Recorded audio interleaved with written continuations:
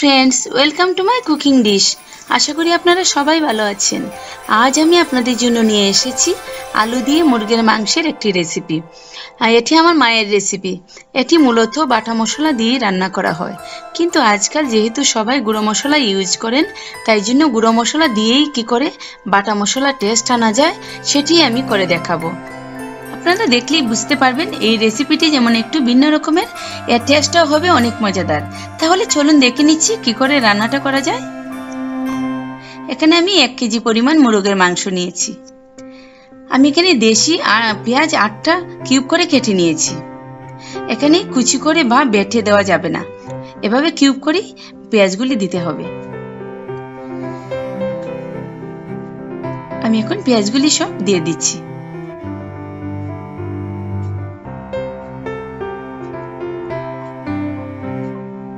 তারপর আমি এখানে 1 টেবিল চামচ পরিমাণ হলুদের গুঁড়ো ভিজিয়ে রেখেছিলাম 5 মিনিট আগে, সেটা দিয়ে দিচ্ছি। আমি সবগুলি গুঁড়ো মশলা কি আগে থেকে 5 মিনিট করে ভিজিয়ে রেখেছি, কারণ আমি এখানে বাটা মশলার টেস্ট আনবো বলে আমি সবগুলিকে ভিজিয়ে রেখেছি। এখন আমি 1 টেবিল চামচ পরিমাণ মরিচের গুঁড়ো দিচ্ছি।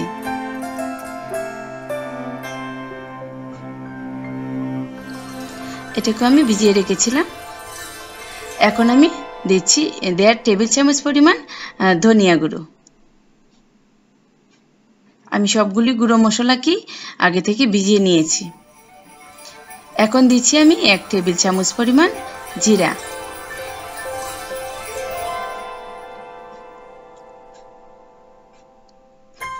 এখানে আমি দিচ্ছি 1 টেবিল চামচ পরিমাণ রসুন বাটা।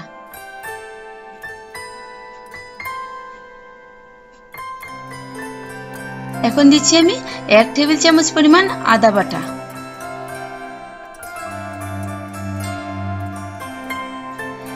এখন দিচ্ছি আমি 2 চা চামচ পরিমাণ লবণ।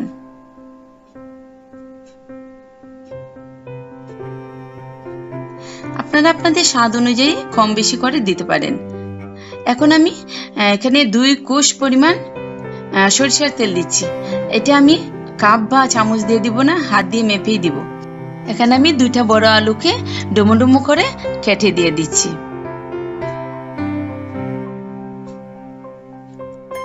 এখন আমি মশলার সাথে আলু এবং মাংসটাকে ভালো করে মেখে নিচ্ছি।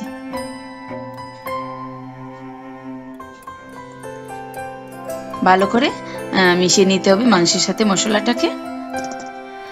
একটা তেজপাতা ছিঁড়ে দিয়ে দিচ্ছি। তেজপাতাটা ছিঁড়ে দিলে গন্ধটা ভালো আসবে। এখন নিচে থেকে তেলটা উঠিয়ে মশলার সাথে মাংস আর আলুটাকে ভালো করে মেখে নিতে হবে। যতটা ভালো করে মাখা হবে মাংসটা ততটাই টেস্টি হবে। এভাবে ভালো করে মেখে আমি এটাকে 5 মিনিটের জন্য রেখে দেব। এভাবে ভালো করে মেখে নিতে হবে। আমার মাখাটা প্রায় হয়ে গেছে। এখন আমি 5 মিনিটের জন্য রেখে দিয়ে কড়াইতে তেলটা বসিয়ে দেব।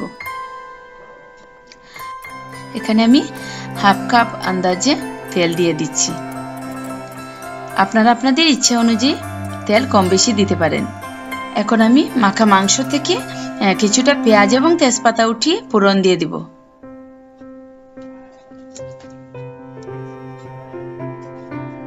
এখানে আমি ফ্রেশ পেঁয়াজ বা তেজপাতা দেব না, মাংস থেকেই আমাকে উঠিয়ে দিতে হবে।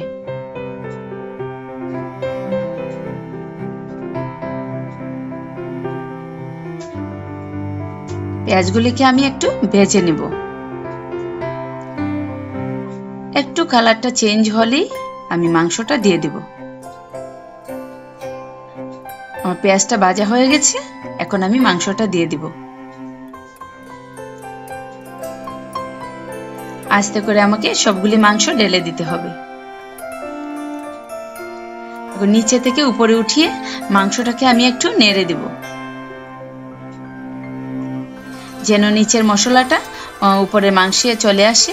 সেভাবে উপর নিচ করে আমাকে মাংসটাকে ভালো করে নেড়ে দিতে হবে। মাংসটাকে আমি মিডিয়াম আঁচে রান্না করছি। এখন আমি পাত্রটা ধুয়ে জল দিয়ে দিচ্ছি। কথায় আছে পাত্রটা ধুয়ে জল দিলে তরকারি স্বাদ হয়, তাই জন্য আমি এই পাত্রটা ধুয়ে জলটা দিয়ে দিলাম। এখন আমি 20 মিনিটের জন্য ঢেকে দিচ্ছি।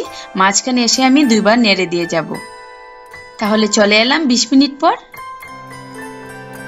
দেখুন আমার মাংসটা প্রায় কষা হয়ে গেছে। আমি একটু ভালো করে নেড়ে নিচ্ছি। তেল উপর দিকে বেশি উঠেছে।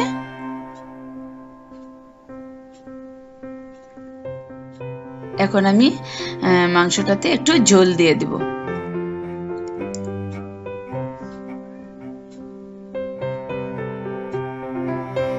এখানে আমি হাফ মগ পরিমাণ জল দিয়ে ঝোলটা দিয়ে দিচ্ছি। আমি মাংসটাতে বেশি ঝোল দেব না, আমি মাংসটা একটু কষা টাইপের করব। ভালো করে মিশিয়ে নিয়ে 5 মিনিটের জন্য আমি আবার ঢেকে দিয়ে দেব। চলে এলাম 5 মিনিট পর। আমার মাংসটা প্রায় হয়ে গেছে। এখন আমি গরম মশলাটা দিয়ে দেব। এখানে আমি 1 টুকরো দারুচিনি, 2টো এলাচ এবং 4টা লবঙ্গ বেটে রেখেছিলাম, সেটা দিয়ে দিচ্ছি। আমি এখানে গুঁড়ো গরম মশলা দিচ্ছি না, যেহেতু আমি এখানে বাটা মশলার টেস্ট আনবো, তাই জন্য আমি গরম মশলাটাকেও বেটে দিয়েছি। গরম মশলাটাকে ভালো করে মাংসের সাথে মিশিয়ে নিচ্ছি। তাহলে বন্ধুরা, হয়ে গেল আমার আলু দিয়ে মজাদার মুরগির মাংস। আপনারাও এভাবে রান্না করে দেখুন, আশা করি আপনাদের খুব ভালো লাগবে। এবং আপনাদের যদি ভালো লেগে থাকে তাহলে প্লিজ আপনারা আমার চ্যানেলটিকে সাবস্ক্রাইব করুন এবং লাইক, কমেন্ট ও শেয়ার করে আমার পাশে থাকুন। তাহলে আজ আসছি, আবার দেখা হবে নতুন কোনো রেসিপি নিয়ে। সে পর্যন্ত আপনারা সবাই ভালো থাকুন, সুস্থ থাকুন এবং নিরাপদে থাকুন।